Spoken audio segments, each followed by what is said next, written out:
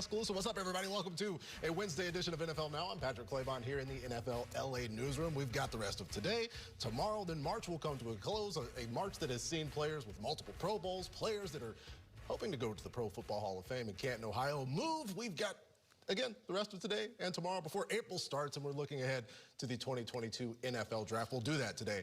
Lance Zierlein, Bucky Brooks set to join us as well today, but we start with what is new right now, and that is Ravens quarterback, former NFL MVP, Lamar Jackson, responding to the conversation regarding his contract, saying, I love my Ravens. I don't know who the hell putting that false narrative out there. I'm having thoughts about leaving. Stop trying to read my mind. So let's not do that. Let's not read Lamar's mind or anybody's mind. We'll discuss the circumstances with our very own Mike Garafolo here on NFL Now. Good afternoon to you, Mike. What's going on with Lamar and his contract? I don't know who's putting out that false narrative either. Lamar, I'd like to know. I mean, maybe he's just heard it behind the scenes, or friends have asked him, or maybe he's hearing it on talk radio. I think Lamar listens to talk radio there in Baltimore or wherever he is.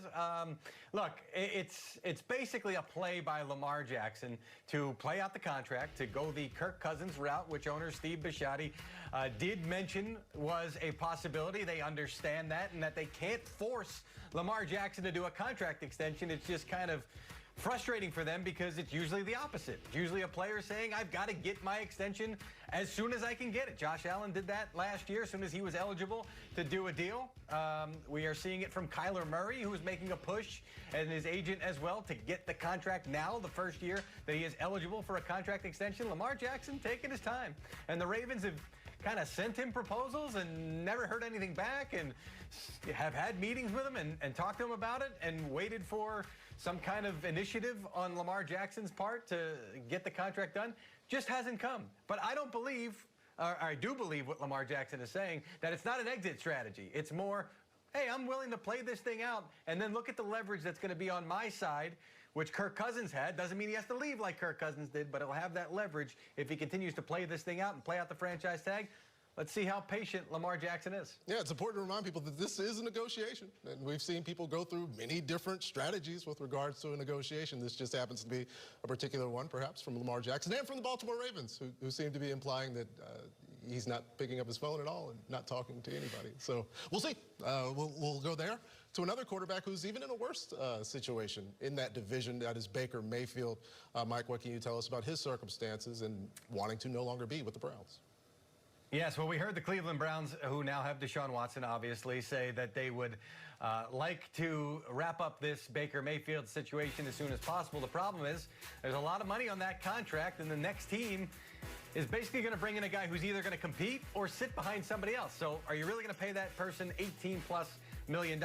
So that's why we're kind of in a standoff between Baker Mayfield and the Browns. What I am told is that he is throwing with a couple of veteran receivers in Cole Beasley and Danny Amendola down in Texas, and also Alex Bachman, the one guy out of the group who does have a job. He's currently with the New York Giants as a wide receiver on a futures deal. So Mayfield continuing to get the work in. I would expect that that's the way it's going to continue until the situation with the Browns resolves itself. I wouldn't imagine he'll go back to Cleveland for the spring session. As for Beasley, just mentioned Cole Beasley there. I do want to double back on him because he's still a free agent. And I thought, you know, he'd have a lot of interest. He does have interest, but my understanding is he's looking for the right deal and the right situation. So he is being patient. But I did ask around the league. I said, does this guy still have something left? And they said, well, yeah, the first half of the season, he did. And he averaged 9.6 catches for the first half of the season, 7.2 on the back end. And they said, well, that was after he got hurt. So I actually called his agent, Justin Turner, and I said, was he affected down the stretch? And Turner said, yeah, he was. He had 3 broken ribs. They never really healed, so it affected his mobility. So that's why he wasn't that dynamic of a playmaker, but feels good about where he is right now, getting in that work with Baker Mayfield, hoping to sign a deal with a team in the near future, a lucrative deal in the right spot, Patrick. Yeah, really good season a couple of years ago, and then you mentioned the start to 2021. We'll see what the future has in store for Cole. And now, Mike, let's talk about Jimmy Garoppolo, because Kyle Shanahan said yesterday, we're not going to get rid of a good player just because we have another quarterback on the roster. What does the CEO have to say about Jimmy G? Yeah, Jed, you're kind of echoing that as well. And the indications from the 49ers are that they're willing to have Jimmy Garoppolo back. They trust that it won't be an awkward situation. They're not just going to get rid of him. I do believe that the intention will be, even with Garoppolo on the roster, to see if they can get Trey Lance ready for the season. If he's ready to go, Garoppolo will be there. There'll be a little bit of pressure on Lance, but you know what? Playing quarterback in the NFL is a pressure position anyway, so you don't have to worry about whether or not the guy's going to fold. Matter of fact, you probably want to see if he's going to fold before he steps on the field as your full-time starter, so we'll see about that.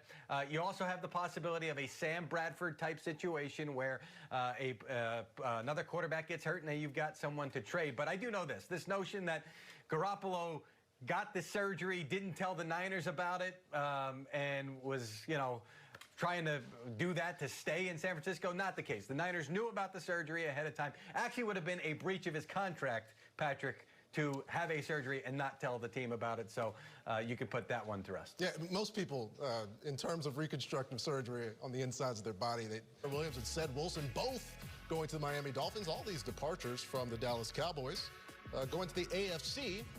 Well, let's talk about the team playing in the NFC. We'll bring in Jane Slater. And looking ahead, not looking back at what's been lost, Jane, what's the draft strategy for the Joneses here in 2022? Well, and you said it right there, Patrick. The mentality from Jerry Jones, at least if you listen to owners meetings, seemed to be looking ahead. And he all but laid out his draft plans on night one by telling us that unless there was a CeeDee Lamb or a Micah Parsons there, expect him to go offensive line. Now, you can do that given how successful they've been in the draft in recent years. Micah Parsons, obviously a big pickup for them. And then Amari Cooper, they felt that CeeDee Lamb was doing such a good job behind him that they were able to offload his deal. But let's talk about that offensive line. You saw La'el Collins end up going to Cleveland, and while that was sort of expected, although I think a lot of us around here thought, why not see if he can't play another position? They offload his deal, they got rid of him, and now they've got to figure out what to do with this offensive line. Now, you could argue the center position's still a little shaky, although they feel like Tyler Biadasz is coming along.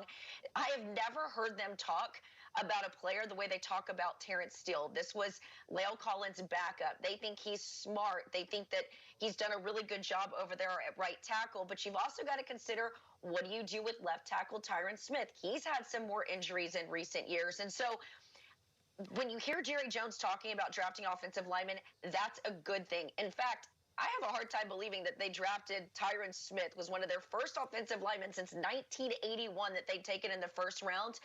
In 2011, that's how long he's been in Dallas. After that, they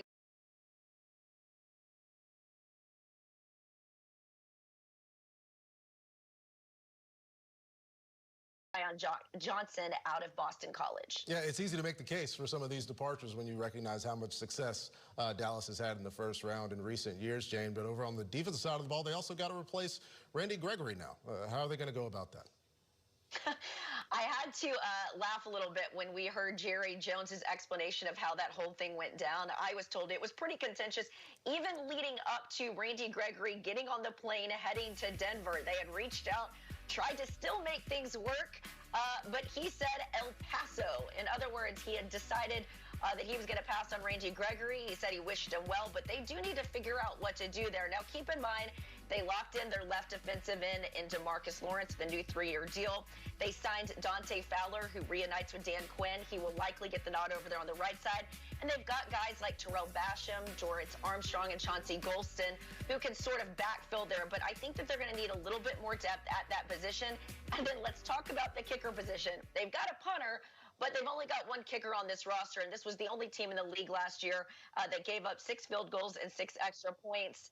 They have got to do something with that, but I anticipate that they will likely do that through free agency or later in the draft. Keep in mind, they've got a lot of these mid-round picks, thanks to compensatory picks and things along those lines. Yeah, so it's something to get the people excited about, getting a kicker in, considering the departures in Dallas. And you have to be confident in their capacity to fill that roster of contenders for the past few years. Jane Slater with the latest on the Dallas Cowboys and their